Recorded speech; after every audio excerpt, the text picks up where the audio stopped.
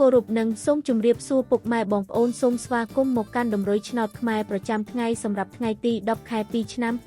2026សម្រាប់ថ្ងៃថ្មីនេះសូមឲ្យហេងទាំងអស់គ្នាសម្រាប់ថ្ងៃនេះដែរអេដមីនក៏មានតម្រុយឆ្នោតខ្មែរពិសេសនិងល្អសម្រាប់ចែកជូនពុកម៉ែបងប្អូនផងដែរមុននឹងឈានដល់ការឲ្យតម្រុយអេដមីនក៏សូមចិត្តពុកម៉ែបងប្អូនទាំងអស់គ្នាមេត្តាសូមជួយចុច like comment និងជួយជាវឲ្យអេដមីនម្នាក់មួយផងដើម្បីមានភាពងាយស្រួលក្នុងការតាមដានតម្រុយឆ្នោតខ្មែរនិងក៏ជាការលេខទឹកចិត្តឲ្យអេដមីនមានកម្លាំងចិត្តធ្វើតម្រុយចែកជូនបងប្អូនទាំងអស់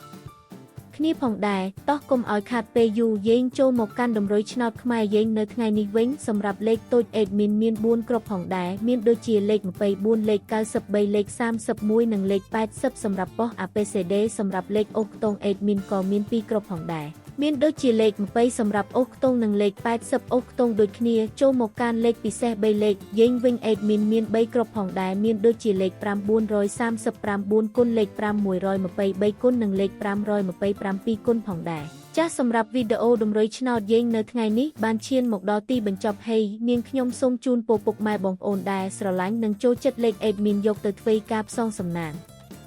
សូមជូនពរឲ្យពុកម៉ែបងប្អូនទាំងអស់គ្នាហេងមានលៀបមានជ័យចាក់ត្រូវគ្រប់គ្នាសូមជម្រាបលាជួបគ្នានៅថ្ងៃស្អែកបន្ត